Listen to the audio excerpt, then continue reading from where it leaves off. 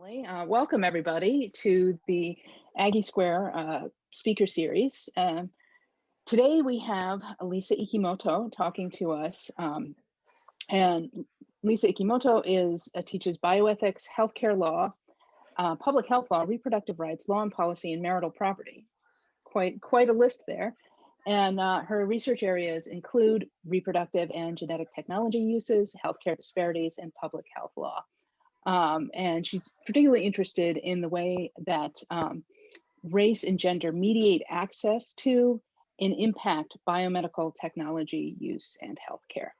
And today she's going to be talking to us about religious hospitals and healthcare equity. So welcome, Lisa. Hi, thank you very much. It's good to see everyone this way. So here's the background for this. So I'm going to use an intersectionality approach to get at barriers of healthcare. And the particular sort of axes in that intersectionality approach are race and gender. Also think about the effects on people who are LGBTQ+, and then people who are low income as well. And I'll sort of flag how and why those impacts occur. So what I'm going to be talking about is the effects of restrictions on healthcare that are used, non-medical or science-based restrictions that are used, but in fact value-placed restrictions that are used in hospitals. And I'm going to focus on Catholic hospitals, and I'll explain why in just a bit. So one of the reasons is that Catholic hospitals play a very significant role in our healthcare delivery system. And I'm going to start by showing you some data about that. Also, I would just invite you at any time to jump in with questions or comments. I don't know what your normal protocol is for this, so I don't know if somebody else can run the queue of hands pop up, or if you just want to unmute and speak up, I'm fine with that as well. So here's some data. This is as of a little over a year, or yeah, a year ago or less. It shows that in the United States, there were 668 Catholic hospitals. It's probably substantially similar. The slide that I used, when I used this, some of these slides in 2019 for a presentation, there were fewer Catholic hospitals. So the number has been increasing. That's been part of a trend going on for the past few years. So, and the dots sort of give you a sense of where they're located, including a pretty high concentration in California as well. All right, here's a little bit more data, and this is actually from the Catholic Health Association's own website. So what this tells you is that 1.6 something, one in 1.6 something hospital beds are in a Catholic hospital. And again, this is data from their website. Here's a little bit about California itself, in case you're interested in that. So there are 53 acute care hospitals in California. One thing to note is that close to a third of them are rural hospitals. And the significance of that means that they're probably, in most of those cases, the only hospital in that particular region, so that if anybody in that region needs to go to a hospital, that's their choice unless they want to travel quite a distance. Also shows you some other data as well, so you get fairly high numbers of both inpatient admissions and emergency room visits here. One of the things, if you look at the bottom of the slide, assuming you can see this well enough, it tells you that what the source of payment for the mix of patients in these hospitals are. So some of them certainly have private insurance. That's not listed down here, but what they've highlighted is the fact that quite a few of the patients in these hospitals have some form of public insurance. So nearly every hospital in the United States, all but a handful, are Medicare hospitals. So that's very common, and Catholic hospitals are sort of right in line with that. What's important is that all Catholic hospitals take Medicaid patients, and not all hospitals in the United States take Medicaid patients. And that's because Medicaid pays less than other forms of insurance. And so some hospitals would rather only have the people with the better paying insurance because they're more likely to generate revenue from that group of patients. So hospitals, Catholic and otherwise, nonprofit hospitals and public hospitals take Medicaid patients. And that means that's especially after the Affordable Care Act was passed, that's a very important form of service to the community, is providing for the needs of low-income people. All right, and then a bit more California information. So Dignity Health is a Catholic hospital system based in California, one of the biggest hospital systems in California. It also has a handful of hospitals in the immediate neighboring states. It also was in the top 10 of, in terms of size of in hospital systems in the United States. The Common Spirit Hospital System was one of the biggest hospital systems nationally, also Catholic. It was based in Chicago. In 2019, they merged. They had started the merger process a couple of years ago and significant antitrust problems were raised, but they overcame those hurdles. So now this is about the biggest private healthcare system in the United States. And it sort of has two headquarters, Chicago and San Francisco, and significant presence in California as well. So then the question is, why am I picking on the Catholic hospitals as opposed to other hospitals? So when I'm going to be talking about sort of what services are not provided and what services are in fact refused to patients in these hospitals. And the background to that is that it is true that not all hospitals provide all services that could possibly be provided. It's not possible for many hospitals to provide every service. They don't have the necessary staff, the facilities, the equipment. Not all hospitals are large hospitals. Many only have, under 100 beds, maybe a couple dozen beds at most, and a very small staff. There are, among those hospitals, right, of those hospitals that don't provide all services, some of those are for practical reasons, as I just suggested, and some of the reason hospitals don't provide all services is for value-based reasons. And so the Catholic hospitals fit into that particular group.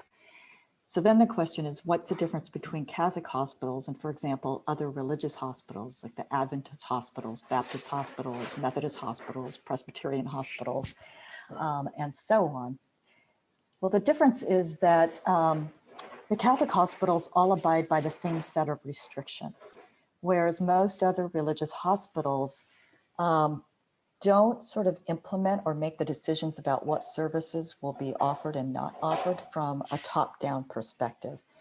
So the restrictions that are used, restrictions on healthcare that are used in Catholic hospitals are based on a set of rules or directives promulgated by the U.S. Conference of Catholic Bishops. And so these are handed on from the church hierarchy. They're implemented within the hospitals, and the enforcement power or the interpretive power and the final determination of how these should be applied in each facility is made by the local bishop, in fact. So it's not made by the medical professionals, but by a member of the church hierarchy and someone who is clergy in those. So just to give you a sense, I pulled out of those directives, right, a list of the kinds of restrictions that I'm talking about. So under the Catholic belief system, most forms of contraception, and in fact, all the FDA approved contraceptives are prohibited. Their use is prohibited. And so that can affect, and in some cases does affect, the provision of emergency contraception to patients, including people who show up in the emergency room because they've just experienced a sexual assault. Whereas emergency contraception is considered standard of care for people who've been assaulted. Assisted reproductive technologies like assisted insemination, in vitro fertilization, those cannot be provided and are not provided in Catholic hospitals. Surrogacy is expressly banned in Directive Number 42. And it's probably not a surprise that abortion and sterilization are also on the list. In some cases, medically assisted nutrition and hydration are restricted, and certainly physician aid in dying, or the term that's used in the directives is euthanasia. Yeah, I see a question. Yeah, I have a question. What is the reasoning behind, or the rationale behind restricting medically assisted nutrition and hydration? You know, it actually wasn't expressly prohibited in the directives. This is the 2018 version of the directives, and a sort of a new version gets issued every few years. So Directive 58 was added after the Terry Schiavo case. So I don't know, maybe most of you are too young to remember the Terry Schiavo case. Terry Schiavo was a young woman, and she, I can't remember exactly how it happened. She collapsed in her home and experienced significant oxygen deprivation. And as a result, became permanently comatose. And the official diagnosis was that she was in a persistent vegetative state. And her family, including her husband, spent years trying to seek therapy for her. And in nearly all cases, a persistent vegetative state remains just that. So you are permanently unconscious. And so at some point, her husband determined that she wouldn't want to stay alive like that. So he sought to have she was on a feeding and nutrition tube. She sought to have that removed. It's permissible under some circumstances. I have a slide that, I think I have a slide that about that language, or maybe I took it out in the interest of time.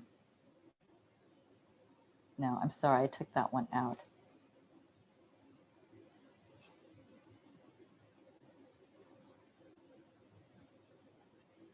Sorry. So it's permissible in some cases, but not all others. So there's a distinction. It's considered to be permissible to withdraw a patient from a ventilator, but not from nutrition. So if the sole means of sort of keeping this person alive is medically provided nutrition and hydration, in some cases that's not considered illicit, moral illicit to withdraw. And so in the minds of not just Catholics, but other people as well, there's something wrong about depriving somebody of the basic necessities for life, food and water. Whereas from the perspective of others, this is just a form of medical treatment that's prolonging someone's death or keeping somebody artificially alive. So that's sort of the distinction that's made. Did that address your question? Okay. Any others at this point? Okay. So I'm going to give you a couple of examples, and what's interesting are sort of the ways that there is room for interpretation of these directives. So this is Directive 53, sorry, and it says direct sterilization, whether permanent or temporary, is not permitted in a Catholic health institution. Procedures that induce sterility are permitted when their direct effect is the cure or alleviation of a present and serious pathology, and a simpler treatment is not available. So it distinguishes in a sense between direct and indirect. So if the direct purpose is to cause sterility, then it's prohibited. But if a procedure is performed that causes sterility, but the direct purpose is to alleviate a present and serious pathology, then it's permitted. In other words, the procedure that results in sterilization. And so this might be something like a tubal ligation, or it might be something like a hysterectomy. Those would both cause, or removal of the ovaries, right? Those would all cause sterility in a woman, for example. Or the equivalent would be something that has the same effect as a vasectomy, or is a vasectomy in a man. So if you look at the language, then there's a lot of room for interpretation here. Right? It looks pretty clear when you first glance at it, but you have to think about, well, what is alleviation of a present pathology? What is alleviation of a serious pathology? And under what circumstances is a simpler treatment not available, right? All of those require sort of a facts and circumstances analysis of a situation, which means that you're going to get sort of maybe different interpretations by different bishops, certainly, or different ethics boards who operate within hospitals. And you also might get different outcomes from case to case, depending on distinctions, right, in the facts that are present in their particular case. So if, you know, someone is diagnosed with uterine cancer, right, in most cases that would justify a hysterectomy. That would be considered to be a present and serious pathology for which a simpler treatment is not available, is not an alternative for that person.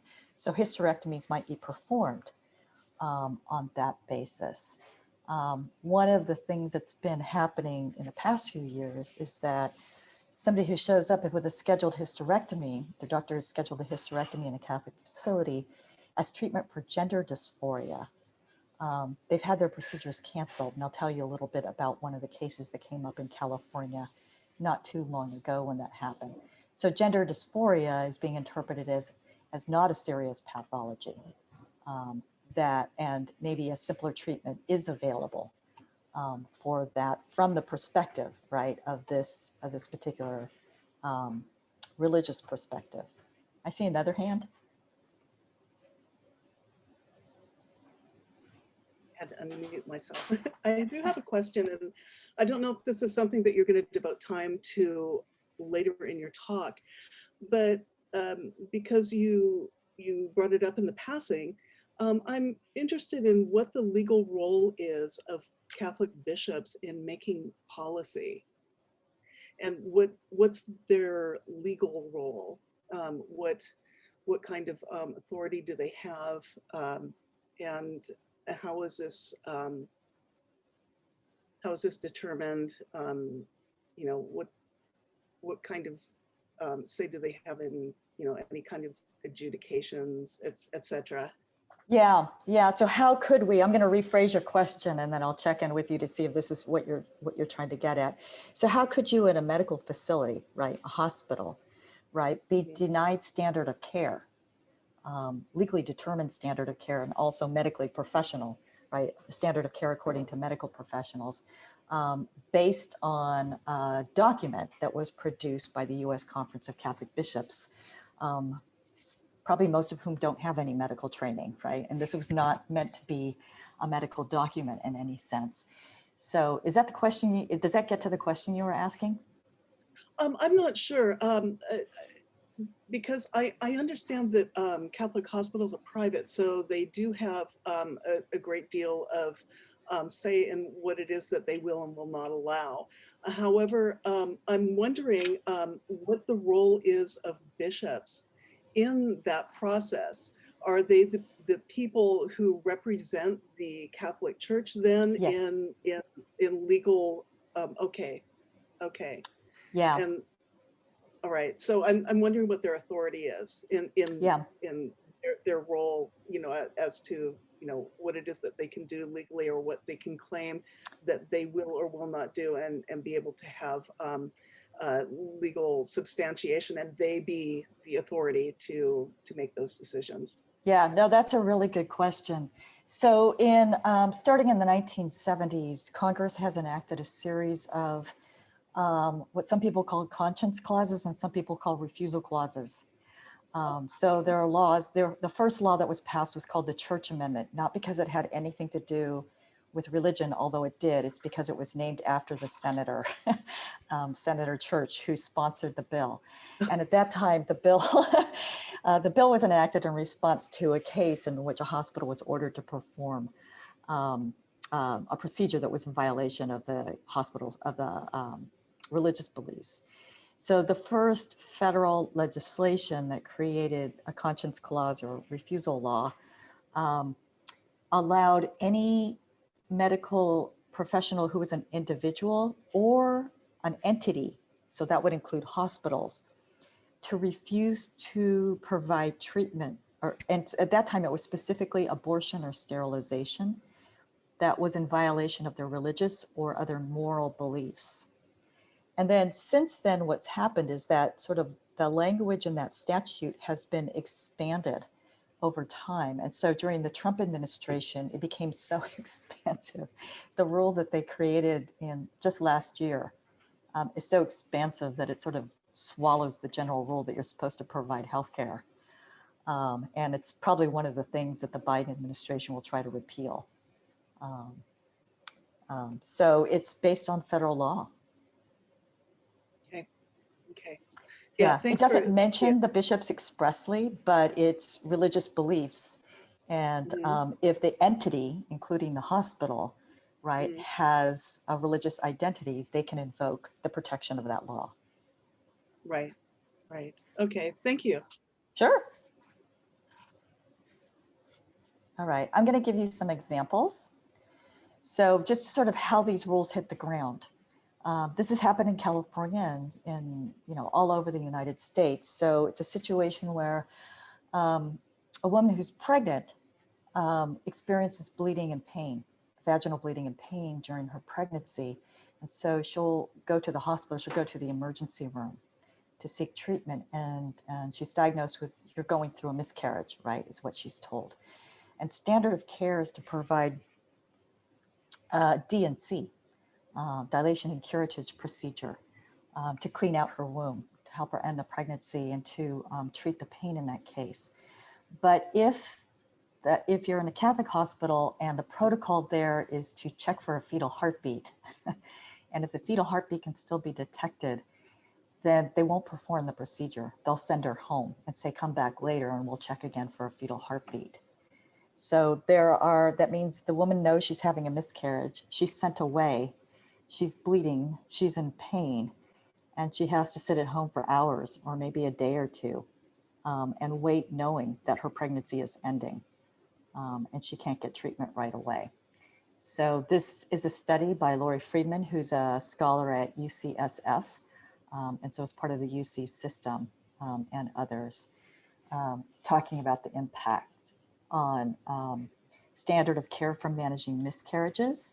This is Tamisha Means, and she experienced something just like what I told you. I included the link in case you want to see this. I'll leave the slides online for you, or I'll transfer them to your professors. And she actually sued the U.S. Conference of Catholic Bishops, and her case was denied on jurisdictional grounds. So it was never heard on the merits, as we say in law. This is Evan Minton, who lives in California, in fact, in Sacramento, and works in the Capitol. Evan was the person I mentioned who was scheduled for surgery for a hysterectomy at a Catholic hospital. His doctor had recommended and agreed to perform the hysterectomy for gender dysphoria. Evan Minton is a transgender man. And the day before the surgery, he was just going through some pre-op checks with the hospital staff and mentioned, right, out loud in the conversation, oh, I'm getting gender affirming treatment. I'm a transgender man. And they canceled the procedure. So even though his doctor had scheduled it and had recommended it, it was scheduled. He brought a lawsuit. The last thing that's happened is that it was challenged under state civil rights law, or he brought the lawsuit under state civil rights law. The hospital, Mercy San Juan Medical Center, challenged it, saying he didn't have enough of a claim to go forward to trial, and the Court of Appeals has said yes, he does. And then the shutdown occurred. And so everything is moving through the courts very slowly right now. And so nothing, at least in terms of judicial opinions, has happened yet.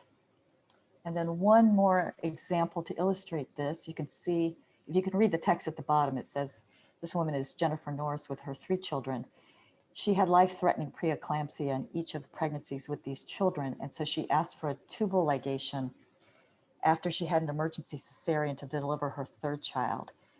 And for women who are pregnant, a lot of people try to schedule if they want a tubal ligation. They've decided they don't want to have any more children, either for health reasons or they've just decided that they're happy with the children that they have. The easiest time to get a tubal ligation is when just after you've given birth, and particularly at a C-section, because it's a surgical procedure. And if you get it at the same time as your C-section, it's only one procedure. It's one anesthesia. If you have to get it after you've given birth, then you have to set up a whole nother procedure and go through a separate surgery, a separate anesthesia, etc.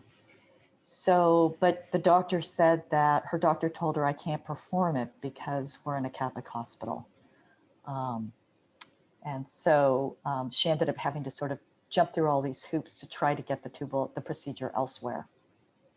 So those are just examples to illustrate sort of how this affects healthcare. And part of what you can see is that the impacts are primarily on women, LGBTQ plus people, right? And because Catholic hospitals are nonprofits, and because they take Medicaid hospitals, they have a disproportionate percentage of their patients are low income, and in particular, if they're on Medicaid, Medicaid is disproportionately enrolled with people of color. So Tamisha Means is one example of that. And so those are the primary impacts of these restrictions. It's those populations.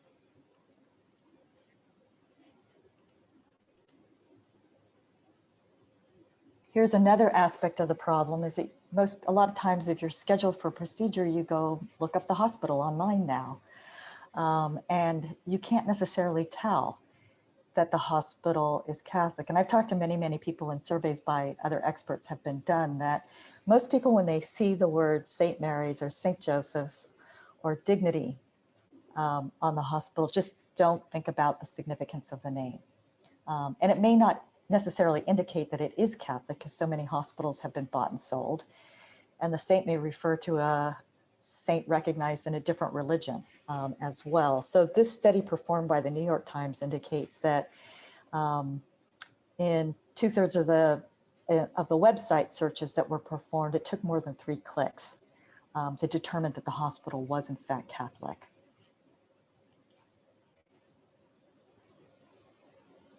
Dignity used to be called Catholic Healthcare West, and then they changed their name and it became harder to figure it out.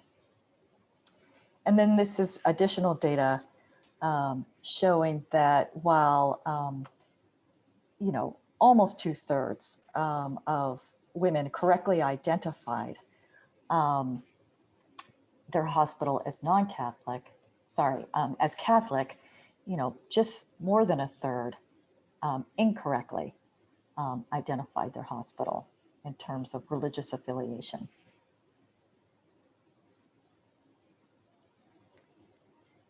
And then here's a map. Again, this is to sort of reiterate the point I made before, is that this is a map of Catholic hospitals who are sole providers. And in Medicaid terms, that means they're the only hospital in their region. And that means that the patient base, right, members of the community in these particular regions, that's the closest hospital. So that's a hospital they're most likely. So if you go into labor, right, you're going to go to the nearest hospital. If you're experiencing bleeding and pain during a pregnancy, you're going to go to the emergency room of the hospital that's closest to you. And so this is a map showing. It's also a map showing that there have been some increases in those numbers. This also shows you, this is meant to show you also why it might be difficult to determine whether or not a hospital is subject to the ethical and religious directives. There have been lots of mergers and affiliations, partnerships between hospitals, Catholic hospitals, and other types of hospitals. And typically when a Catholic hospital merges, affiliates, or forms any kind of partnership with another hospital, they require that the ethical and religious directives for Catholic healthcare services apply. Oops, I'm sorry. Right, and so this tells you that Kentucky One Health, right, is a preeminent healthcare provider in the state of Kentucky.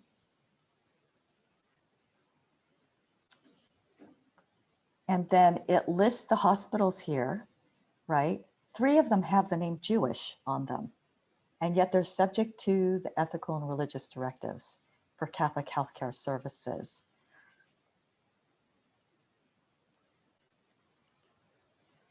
And then there's also a category of hospitals that are called zombie hospitals. There's a legal scholar, a really great legal scholar named Elizabeth Sepper, and she coined this phrase for this phenomena. So these are hospitals that were Catholic hospitals in most cases, And then they were sold, maybe by Dignity or by Common Spirit or another Catholic hospital system like St. Joseph's or Providence, for example. And they were sold to a non-Catholic hospital system. But part of the deal was that they continue the use of the ethical and religious directives for Catholic healthcare. And so now they're part of a non-Catholic hospital system, but they're still subject to the directives that we've been talking about. So even if you click through their website, right, they're not Catholic, so you're not going to find any reference to Catholic hospital because they're not Catholic hospitals, but they are subject to the ERDs. And then I'll just mention a couple of other aspects of sort of the reach of these directives. So one is that I'm going to point to the last bullet point that I put here, and that is that a lot of hospitals, so if you're in Davis or have lived in Davis because you work here or because you're going to school here, the hospital based in Davis is Sutter Hospital, and it's not a Catholic hospital. I'm just using this to sort of get a picture in your mind. So Sutter Hospital is not subject to the ethical and religious directives, but it's typical in a sense that you've got the hospital building, and then there are a couple of other buildings in the same piece of property. Those are medical office buildings. So there's also a radiology lab and a blood testing lab and that kinds of things. But a lot of doctors, right, have their offices on the same site. So that's true. That's very common for hospitals, is that they own a larger piece of land and there are medical office buildings right next door. And if you're a doctor whose patients might be admitted to the hospital, maybe you're an OBGYN, for example, or an endocrinologist, then you might want your office right next door to the hospital so that in case you need to run over and check on your patients, you can do so. And it's just nice to be part of sort of a medical community.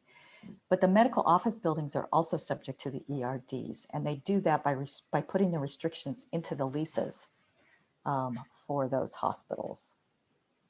And then I'll just mention this, and this is about insurance.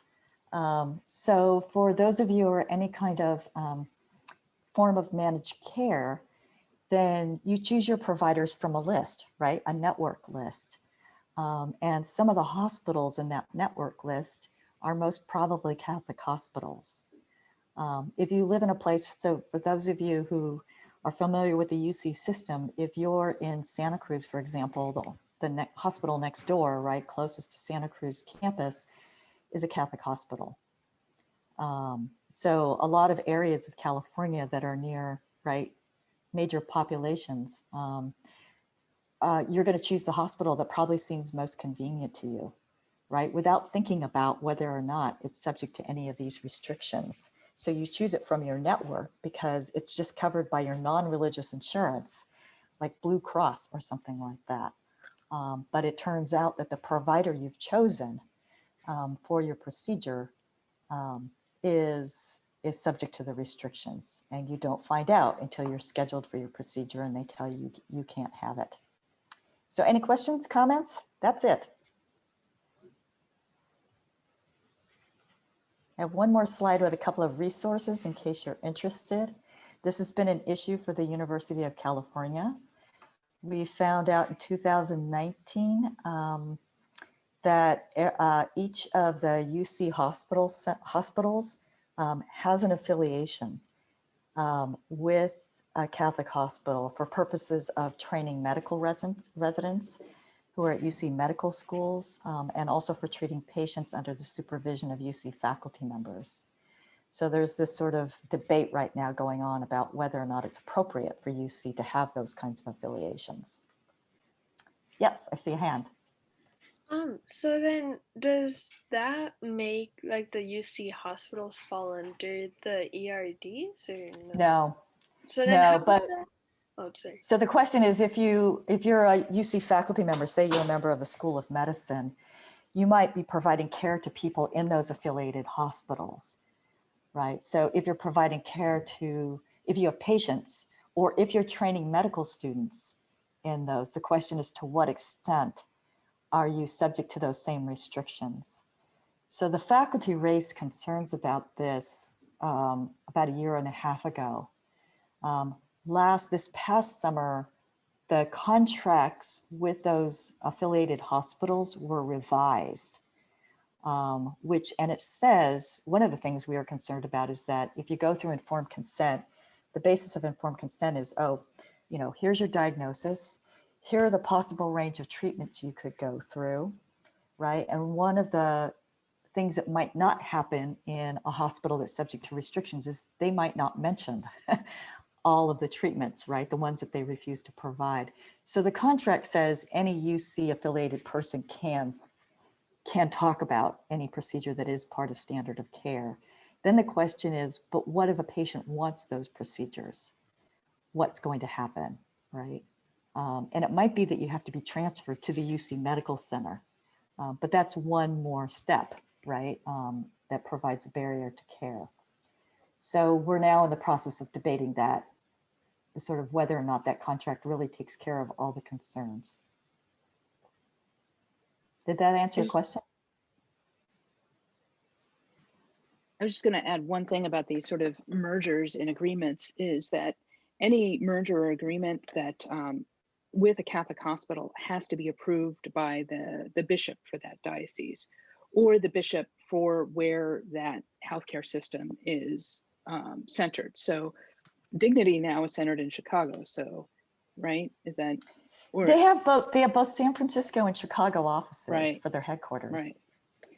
So yeah, but I mean, but the thing is that these are business decisions, but those contracts are examined by the bishops to make sure they're in accord with the restrictions that the Catholic Church places on these things. Yeah, and I think maybe part of the point that you were getting to was that the bishop or the cardinal in Chicago is known to be more conservative, and so you might get a different interpretation. The other thing is that we've got this sort of master agreement that addresses simultaneously all the affiliations that UC medical centers have with the different Catholic hospitals that are near them. But that means they're subject to different bishops' interpretations because there's more than one bishop in California. So it might be that master agreement gets interpreted differently for the different medical centers. And then Emily? Thanks, Lisa. This was a fantastic talk. So you've laid out a problem, right, which is that Catholic hospitals don't offer many important types of care, and that these types of care are disproportionately being denied to poorer people, women, transgender people, people of color. So I'm kind of wondering what's the solution? And one potential solution I could see would be Medicare for all, so that people could choose to go to other hospitals, but that doesn't really take care of the issue of rural areas where there's only Catholic hospitals. Yeah. And then I'm also wondering whether the Catholic Church has taken a stance on Medicare for all or any other kind of government-funded healthcare program. I don't know, Megan, do you know? They are in principle in favor of healthcare for all, but have been really obstructionist when it comes to sort of things like the ACA because of the birth control mandate. So they believe everyone should have healthcare, but just not the kind of healthcare that we would offer, because they don't want it to include sort of contraception, and they don't want to have restrictions placed on healthcare that would sort of that would be the result of a pluralistic democracy. Yeah. The other thing is that Medicare for all wouldn't necessarily fix it if it looks like our current Medicare system. So a significant percentage of people who have Medicare insurance have Medicare managed care. So they're subject to a network list as well. So it doesn't mean that you could necessarily choose. So there are a couple of different approaches have been applied. So one is that California has a statute, some women's health advocates got passed, that requires that the sort of booklet that you get, about your health insurance when you enroll, includes a statement saying some of these providers might not, might be religious and might not provide all forms of care. The problem is that you typically don't read that at the time that you're choosing your insurance. You read it after you choose your insurance, right? So that's been one of the limitations. Washington passed a law a couple of years ago that at least protects providers in terms of of their informed consent, the disclosures they can make. So the range of, the kinds of conversations they can have. So it protects their ability to describe, to say, yes, you can have an abortion, or I suggest that you get a tubal ligation, right? So you can at least discuss those things. So that's, again, it's a fairly limited approach, but at least it protects that aspect of the doctor-patient relationship and that aspect of standard of care. I mean, we could, one of the big risks legally right now is that we have a very pro-free exercise, and that's a form of religious protection under the Constitution. Supreme Court, they've got a majority right now. So we could, for example, one approach might be to expand the civil rights protections that we have under state law in California. And we probably have a legislature that would be willing to do that. But if you get into a conflict between civil rights protections under state law and free exercise, and that case works its way up to the Supreme Court, we could end up with a major loss, right? A really bad decision that could last for a long, long time. So you have to tread really carefully. So an approach, I've been brainstorming about this with one of my colleagues who's a tax expert, particularly in state and local tax law. And he thinks that you could probably set up state incentives for hospitals to provide comprehensive care. So set it up so that hospitals, in a sense, have a financial incentive and will receive some sort of reward for doing that. In a sense, then the hospitals that don't provide that, that have restrictions that sort of have discriminatory impacts, will be financially penalized. So it'll shift the market in the world of hospital competition for patients. So something like that might be possible. I'm working on a piece about that. Any other questions? I have 2 more minutes.